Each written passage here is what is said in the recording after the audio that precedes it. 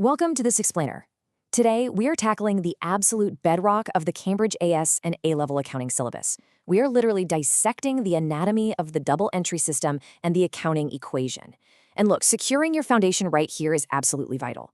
Why? Because this specific topic is relentless. It doesn't take a break. Mastering these core principles is essentially non-negotiable because the dual effect of transactions forms the underlying invisible logic for every single financial statement you will ever prepare moving forward. If your foundation is shaky here, the whole house comes down during the exam. We're going to fix that today. You know, we aren't just looking at how to balance a basic T account today. Anyone can memorize a format.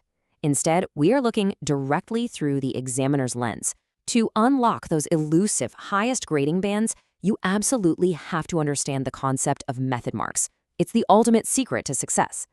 Method marks are how examiners assess your procedural logic and your evidence-based reasoning, not just your final answer. They are desperately looking to see if you can systematically apply the rigid rules of double entry to complex, completely unfamiliar scenarios. When you learn to make your thought process entirely visible, you give the examiner every single opportunity to award you points. Even if your final mathematical figure is slightly off because of a simple calculator error, your logic still wins. Here is our highly strategic roadmap for today's session. First, we'll hit core concepts and command words. Second, we'll drop into a peer deconstruction debate. Third, we'll break down the exact methodology walkthrough. Fourth, we'll put you in the hot seat with a pause and practice workshop. And finally, we'll wrap with the top examiner warnings and a final recap. Let's dive right in. Section 1. Core concepts and command words. Okay, to truly succeed in Cambridge accounting, you have to realize that the assessment objectives aren't just random hurdles. They target very distinct cognitive domains. Notice the deep, fundamental contrast between our primary command words here. It's incredibly easy to accidentally just analyze when a prompt is explicitly begging you to evaluate. When you analyze, you are basically processing data logically. You're showing the mechanics of a relationship, like precisely how a change in inventory valuation affects the current ratio. But when the prompt commands you to evaluate, the academic benchmarks completely shift.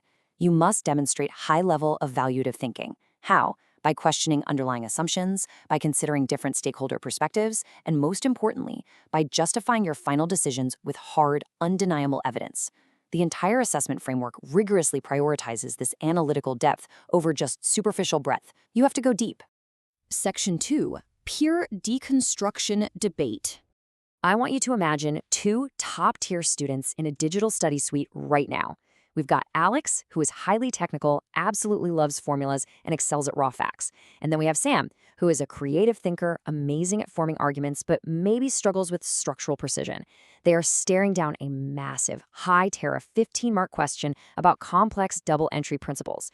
Now, Alex is practically jumping out of the chair saying, look, let's just blast out the T accounts. We know the format, let's just write down the facts. Alex wants to rely entirely on factual recall. But Sam pushes back. Sam says, wait, hold on. We need to focus on conceptual understanding first. Sam is arguing that they need to showcase connected, fundamental principles that transfer to this weird, unfamiliar context the examiner threw at them. Sam wants to explain exactly why the accounting equation fundamentally balances after this bizarre transaction, rather than just remembering what goes on the debit side. It's about truly understanding that an increase in an asset literally must be matched by either a decrease in another asset or an equivalent increase in a liability or equity. This is a classic debate, and they are both bringing crucial pieces to the puzzle. So, who is actually right? Well, the key to resolving Alex and Sam's debate lies right here in understanding the assessment objectives. Alex's obsession with factual recall, that hits assessment objective 1, or AO1, perfectly. You absolutely need to know the terminology and the formats. You can't skip that. But to unlock the top-tier marking bands, the grades that get you into your dream university, you have to integrate assessment objective 2.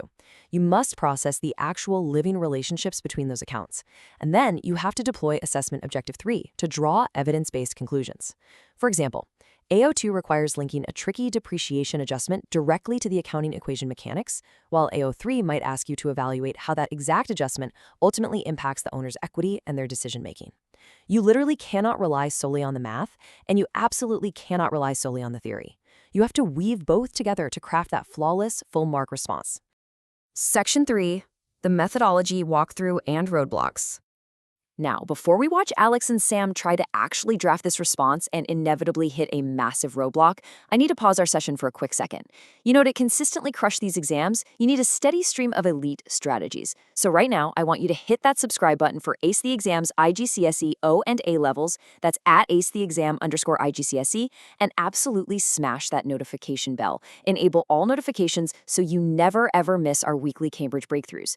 The truth is, consistent, structured practice is what gets you unstuck when you freeze under exam pressure. Speaking of getting unstuck, let's get back to Alex and Sam. Okay, so Alex and Sam are drafting their response paragraph by paragraph, and suddenly they hit a wall. The clock is ticking, they're losing track of their paragraph linking, and their debits and credits are getting completely tangled. This is where panic usually sets in.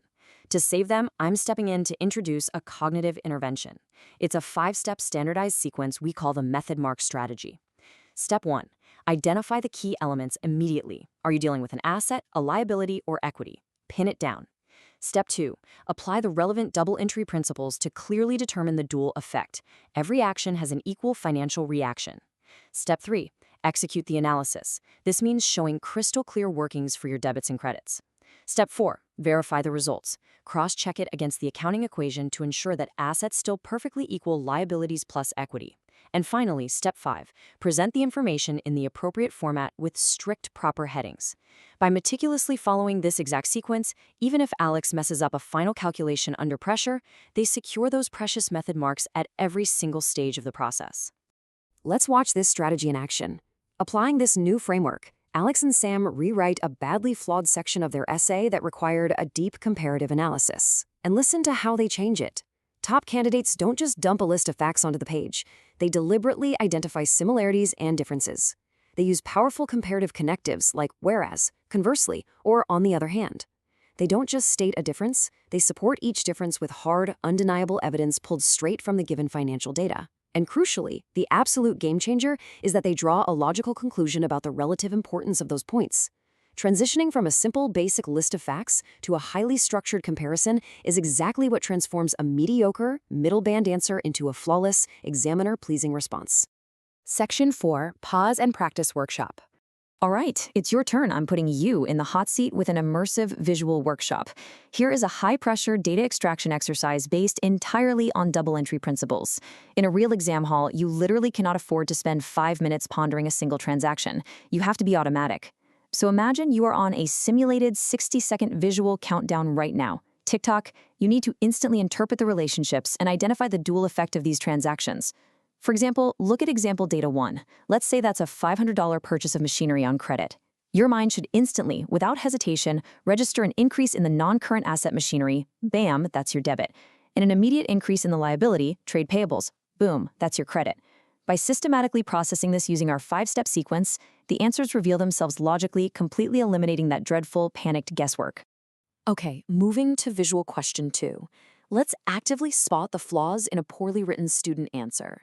If you truly know the framework we just discussed, these errors should be practically screaming at you. First, look at the language. Notice the incredibly vague terminology being used instead of precise academic accounting vocabulary. Examiners despise that. Second, look at the structure.